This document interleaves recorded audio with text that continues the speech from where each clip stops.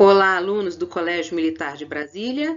Essa é a nossa aula 9 do CAUNI, aplicações da segunda lei de Mendel. Então, nós vamos nos fixar em pleiotropia e interação gênica complementar, que são variações dessa segunda lei.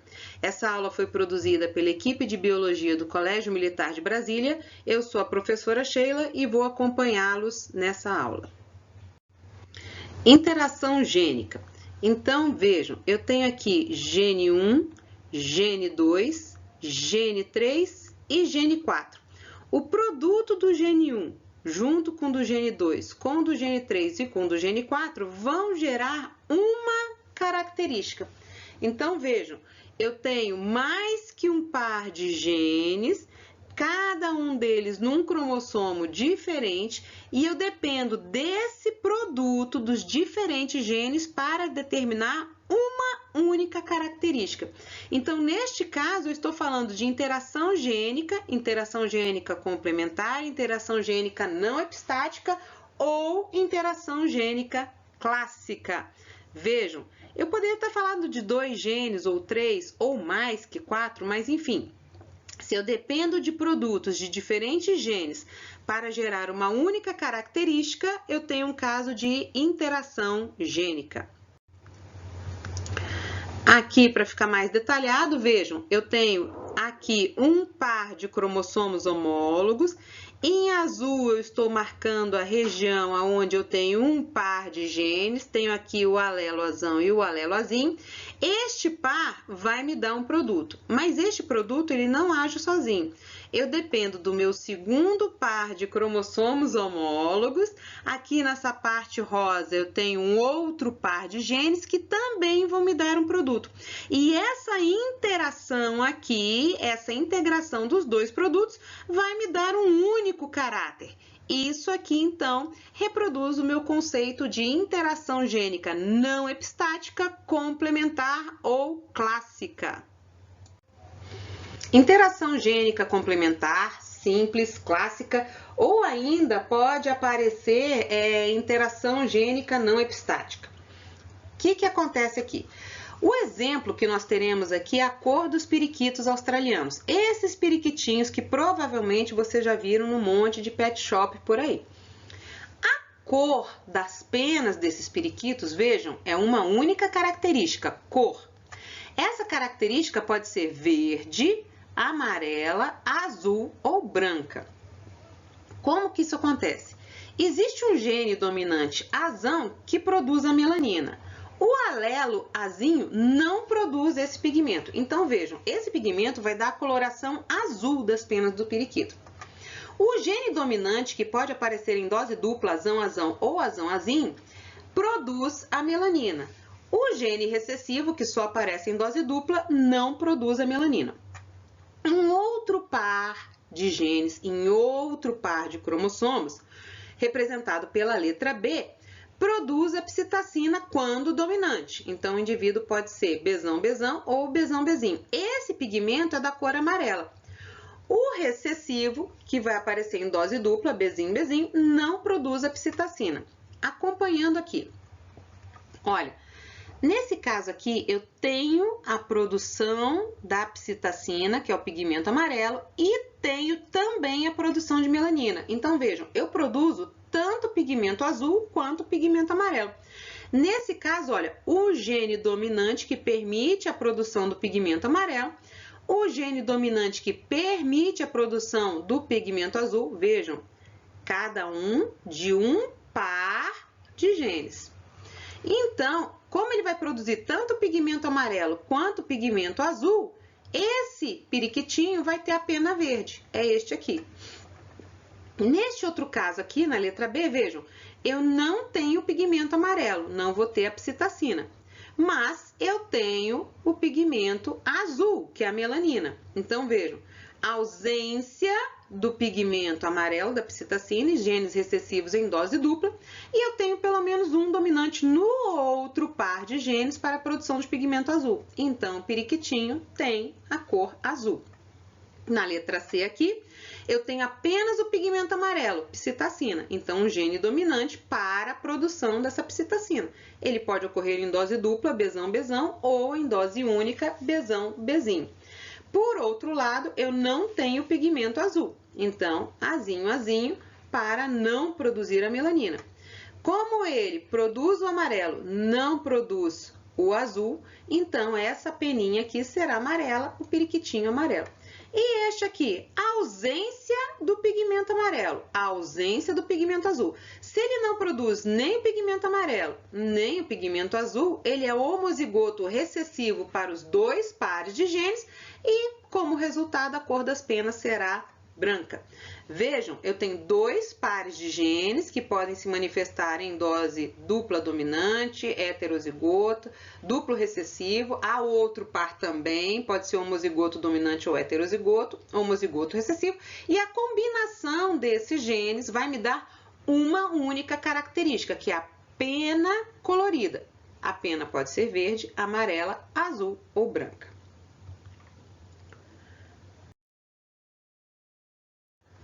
Meu primeiro par de cromossomos, eu tenho aqui os genes, tá? Os alelos. Então, o alelo dominante produz a melanina, o alelo recessivo não produz a melanina. No meu outro par de cromossomos, eu tenho aqui o alelo dominante produz psitacina, o alelo recessivo não produz a psitacina. Um indivíduo heterozigoto, por exemplo, ele tem que ter pelo menos um gene dominante para produzir a melanina e pelo menos um gene dominante para produzir a psitacina. No caso aqui, eu tenho um indivíduo heterozigoto para os dois pares de genes, então a combinação dos fatores, a interação gênica, vai me produzir então a cor das penas, que neste caso será verde. Quando eu cruzo dois indivíduos duplo heterozigotos, eu vou ter os seguintes descendentes. Olha, 9 em 16 indivíduos que têm pelo menos um gene dominante de cada par e, como consequência, as penas verdes. 3 em 16 que terão apenas o gene dominante para a produção de melanina. E homozigoto recessivo, então, não produzem psitacina. Como resultado, cor azul. 3 em 16, aonde não produz a melanina, homozigose recessiva, e tem pelo menos um gene para a produção da psitacina, e então penas amarelas. E 1 sobre 16, que é o homozigoto recessivo para os dois pares de genes, cuja coloração será branca, porque ele não vai produzir nem o pigmento azul e nem o pigmento amarelo. Observem esse número aqui, 9 para 3 para 3 para 1. Nós já vimos este número aqui. Este número é aquele númerozinho mágico de Mendel, da segunda lei de Mendel. Professora, então por que esse caso aqui é de interação complementar, ou clássica, ou não epistática? E por que não chamo simplesmente de segunda lei? Porque no caso da segunda lei pura e simples, eu tenho duas características. Vocês lembram que eu tinha dois pares de genes em cromossomos diferentes e eu tinha duas características, a cor da semente e a textura da casca. A semente podia ser verde e com a casca lisa, podia ser verde e com a casca rugosa, podia ser amarela e com a casca lisa, poderia ser amarela e com a casca rugosa. No caso aqui, eu tenho dois pares de genes em cromossomos diferentes, mas eu tenho apenas uma característica, que é a cor das penas. A cor das penas varia pela interação gênica desses pares de genes. Aqui, novamente, então, a cor das penas dos periquitos, fazendo um resumo, eu tenho aqui um cruzamento, dois indivíduos verdes que foram cruzados e nasceram indivíduos amarelos, verdes, brancos e azuis. Recapitulando, gene dominante A produz a melanina, o recessivo não. Gene dominante B produz a psitacina, o recessivo não. O que eu tenho aqui? Os alelos recessíveis, então, eles não produzem pigmentação. A ausência de psitacina é pela homozigose do gene recessivo. A ausência da produção de melanina é pela homozigose do gene recessivo. Os indivíduos de coloração branca são duplo recessivos. Então, veja aqui. Esse aqui, por que ele é branco? Porque ele vai ser homozigoto para o gene Bzinho, então ele não vai produzir psitacina, e ele também é homozigoto para o Azinho, então ele não produz a melanina. Como ele não produz nenhum pigmento nem outro, ele fica da coloração branca. E os indivíduos, para serem verdes, eles têm que ter pelo menos um gene dominante para a produção de melanina e pelo menos um gene dominante para a produção de psitacina. Então, eles podem ser azão, azão, bezão, bezão, azão, azinho, bezão, bezinho, azão, azinho, bezão, bezão. E assim sucessivamente. Eu tenho várias combinações aqui que vão me dar, então, essa coloração verde, desde que tenha pelo menos um dominante A e um dominante B. Vamos ver aqui dois tipos de exercícios que nós podemos resolver com este cruzamento aqui. Então, o primeiro, escrever os genótipos dos genitores. Então, eu vou pegar aqui que genótipo será que esses indivíduos têm para gerarem filhotes amarelos, verdes, brancos e azuis. E aqui no segundo, comprovar este genótipo. Como que eu provo o genótipo, então, dos genitores aqui, tá? Com um cruzamento planejado. Então, eu vou pegar um dos descendentes, eu vou pegar um dos descendentes, cruzar com um dos genitores, eu estou fazendo, então, aquilo que eu chamo de retrocruzamento. Então, aqui o 1.1, escrevo o genótipo possível dos progenitores dos descendentes representados. Então, veja, eu tenho um periquitinho verde, foi cruzado com outro periquitinho verde, e eu tive os descendentes amarelos, verdes, brancos e azuis. Vejam, eu tenho aqui os fenótipos, que são as características expressas. A cor do periquito é verde, a cor é amarela, a cor branca, a cor azul. Mas eu não tenho os genótipos, tá? Então, vejam aqui, como é que eu vou saber os genótipos desses periquitos? Eu tenho que tentar providenciar isso com a minha observação. Lembrando que gene A dominante produz a melanina, o recessivo não produz. Gene B dominante produz a psitacina e o recessivo não produz. Então, vamos lá. Como é que eu vou tentar descobrir os genitores aqui, qual é o material genético deles? Eu vou olhar aqui entre os descendentes quem eu sei, tá? Olhando aqui, eu tenho um par de genes para a produção ou não de melanina e o meu segundo par de genes para a produção ou não de psitacina. Da mesma forma, o outro aqui.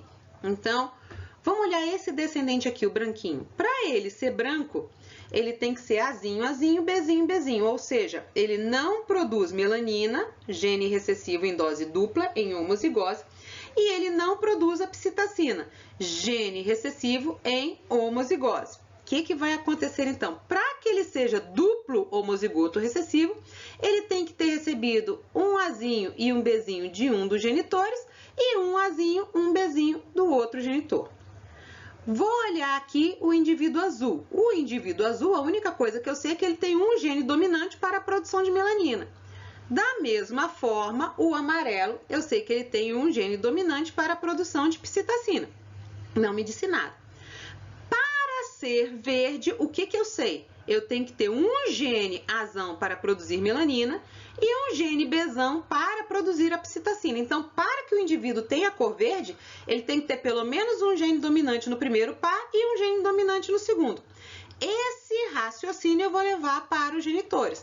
Eu sei que cada um tem um Azinho e um Bezinho, um Azinho e um Bezinho, mas para ser verde tem que ter um dominante no primeiro par, um dominante no segundo, esse aqui também. Então, agora, eu já sei os genótipos dos genitores, sei que eles são duplo heterozigotos.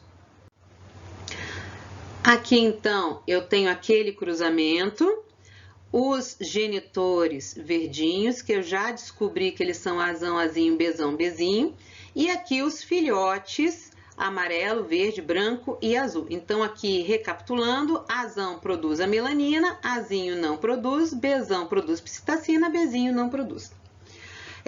Para comprovar o genótipo, então, verde, por meio de cruzamentos planejados, quais descendentes cruzaria? O que eu vou fazer? Eu sei que os genitores, pelo que a gente descobriu naquele primeiro exercício, ele é heterozigoto para os dois pares de genes. Então, tem um gene para a produção de melanina, um gene para a produção de psitacina, e então, verde. ele pede para fazer um cruzamento planejado, escolher um dos descendentes. Qual descendente nós vamos cruzar? Vejam, nós vamos escolher o branquinho. Por que o branco? Porque eu sei que o branco, ele reflete um genótipo que é homozigoto recessivo para os dois pares de genes. Esse aqui eu não sei se ele é homozigoto ou heterozigoto para o gene que produz a melanina. E esse aqui eu não sei também se ele é homozigoto ou heterozigoto para o que produz psitacina. O único que eu tenho certeza do genótipo através da visualização do meu fenótipo é esse aqui, que eu sei que o genótipo dele é Azinho, Azinho, Bzinho, Bzinho. Quantos gametas esse indivíduo produz? Bom, eu vou usar aquela fórmula 2 elevado a n, primeiro par em heterozigose, segundo par em heterozigose, então eu sei que ele produz 4 tipos de gametas diferentes. Que gametas são esses? Azão, Bzão, Azão, Bzinho, Azinho, Bzão e Azinho, Bzinho. Este aqui, ele não tem nenhum par de genes em heterozigose, então naquela minha fórmula 2 elevado a n, o resultado será 1, ele faz apenas um tipo de gameta, que é o Azinho, Bzinho. Vou realizar o cruzamento, então, aqui o meu verde, duplo heterozigoto, os gametas que ele faz. Aqui o branco, que eu sei que o genótipo só pode ser Azinho, Azinho, Bzinho, Bzinho, o gameta que ele faz, vou fazer o cruzamento. Então, este indivíduo heterozigoto para os dois pares de genes será verde. Este aqui com um azão dominante, então produz melanina, será azul. Esse aqui com um Bzão dominante produz psitacina, será amarelo. E este aqui que é o homozigoto recessivo para os dois pares de genes, então será branco. Com isso aqui, eu consigo, através do fenótipo dos filhotes, saber que este indivíduo, de fato, tinha um gene dominante para cada par. Um outro exemplo de interação complementar, ou simples, ou clássica, ou não epistática, é o caso do olho da drosófila. A drosófila é aquela mosquinha que fica voando em cima das bananas, das frutas, que a gente deixa muito tempo na fruteira. Então, vejam. Aqui eu tenho um par de cromossomos homólogos, aonde eu tenho gene que produz o pigmento amarelo é o azão e o gene que não produz o pigmento amarelo é o azinho. No meu outro par de cromossomos homólogos, eu tenho 2 genes aqui, alelos. Então, Vzão produz o pigmento vermelho, Vzinho não produz o pigmento vermelho. Isso aqui vai me gerar uma única característica. Então, de novo, a interação, eu tenho pares de genes em diferentes cromossomos, em diferentes pares de cromossomos, mas eu tenho como resultado uma característica. Qual é a característica? A cor do olho da drosófila. Então, vejam, a drosófila pode ter o olho laranja, ela pode ter o olho vermelho, ela pode ter o olho amarelo e ela pode ter o olho branco.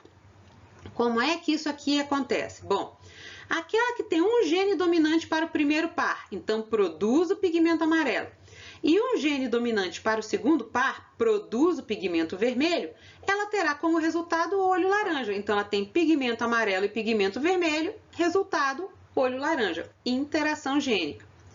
Essa aqui, ela tem o olho vermelho, ela não produz o pigmento amarelo, homozigoto recessivo, mas ela tem um gene dominante aqui no outro par que produz o pigmento vermelho. Então, como resultado, fenótipo, o olho vermelho. Essa aqui, ela tem um gene dominante para a produção do pigmento amarelo e homozigoto recessivo não produz o pigmento vermelho. Então, é o resultado, a cor do olho amarela.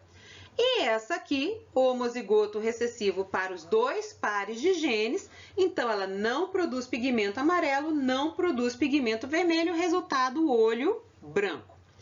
Quando eu resolvo fazer o cruzamento entre dois indivíduos duplo heterozigotos, então 2 indivíduos com olho laranja, fenótipo laranja, genótipo duplo heterozigotos, olha o meu númerozinho aqui, 9 para 3 para 3 para 1. Mas eu não tenho 2 características. A mosca não tem o olho colorido e as asas longas. O olho com cor branca e a asa curta. Não.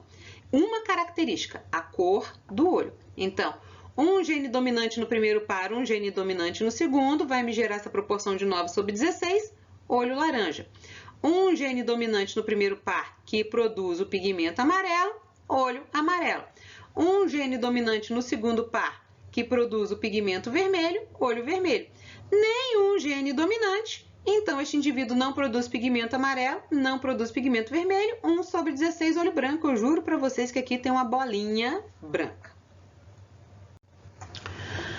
Pleiotropia. Turma, a pleiotropia é o contrário, é o oposto da interação gênica. Enquanto na interação gênica eu tinha vários genes que os resultados me davam uma única característica, na pleiotropia eu tenho um gene e este gene me gera várias características. Observem essa figura aqui. Observando essa figura, eu vejo que este rapaz aqui ele tem características peculiares, né? Eu vejo que o corpo dele é muito comprido, os braços muito alongados, olha o tamanho das mãos, tá? Esses dedos muito longos. Isso aqui são características de quem tem uma síndrome chamada síndrome de Marfan. O que causa esta síndrome? É uma mutação no gene FBN1 situado no cromossomo 15. Então, vejam, eu estou falando de um único gene. Mas quando eu olho para o fenótipo deste rapaz, eu percebo que ele tem muitas características alteradas. Então, o que acontece? Este gene, ele codifica uma proteína que é a fibrilina. Essa fibrilina, ela está presente nas cartilagens, tá? Está presente na musculatura. Então, o que isso vai causar? Defeitos cardíacos e pulmonares, problemas visuais, alterações músculo-esqueléticas, olha, esse corpo mais alongado, mais espichado, tá? Aracnodactilia, tá? Por quê? Porque essa fibrilina, ela age na musculatura e nas articulações, nas cartilagens. Então, todo local onde eu tiver função muscular, função de cartilagem, eu tenho alteração. Ó, problemas cardíacos, o coração é um músculo, né? Para o meu pulmão encher ou murchar, eu tenho um diafragma, não é isso que é muscular? Eu tenho uma musculatura que vai mexer o meu olho, tá? Enfim, né, no corpo inteiro para musculatura aqui. Aracnodactilia, aracno vem de aranha, dáctilos, dedos. Então, olhem se esses dedos compridos não parecem patas de aranhas. Então, eu tenho um gene só que causa todas essas características, defeitos cardíacos, defeitos pulmonares, problemas visuais, alterações musculoesqueléticas, aracnodactilia. Um gene, várias características, pleiotropia. Um outro exemplo aqui, a fenilcetonúria. Todos vocês, se perguntarem para os pais de vocês, quando vocês eram crianças, vocês fizeram um teste chamado teste do pezinho. O que é isso? A gente tira uma amostra de sangue do pezinho da criança e é feito um teste para ver se essa criança tem a fenilcetonúria. O que é fenilcetonúria? Então, eu tenho mutação no gene que codifica a enzima fenilalanina hidroxilase. Essa enzima, então, ela é responsável por metabolizar este aminoácido fenilalanina. Se ele é um aminoácido, ele está presente em proteínas. Então, veja, a criança que não produz essa enzima, ela não quebra, não metaboliza a fenilalanina. E aí, o que vai acontecer? O acúmulo desse aminoácido acaba gerando uma deficiência mental. Então, eu vou ter um atraso no desenvolvimento, às vezes, desenvolvimento que a criança já tinha, ela tem uma retração desse desenvolvimento, vai perder funções motoras, aprendizagem, tudo isso, uma deficiência mental grave. Convulsões, icterícia, então a pele fica amarelada, queda de cabelo, urina, tudo isso por quê? Porque ela tem um gene alterado que acaba causando essa fenilcetonúria, que é causada pelo acúmulo dessa fenilalanina. Ela vai se acumulando em neurônios, vai provocando morte, aí é dessa deficiência mental. Professora, como que eu evito essa doença? Olha só, por que eu faço o teste do pezinho? Se eu descubro até o 21º dia de vida da criança que ela tem essa fenilcetonúria, eu posso eliminar da criança a dieta com proteína, aonde eu tenho a fenilalanina como componente. Carnes, ovos, leites, derivados, alguns grãos que têm essa fenilalanina.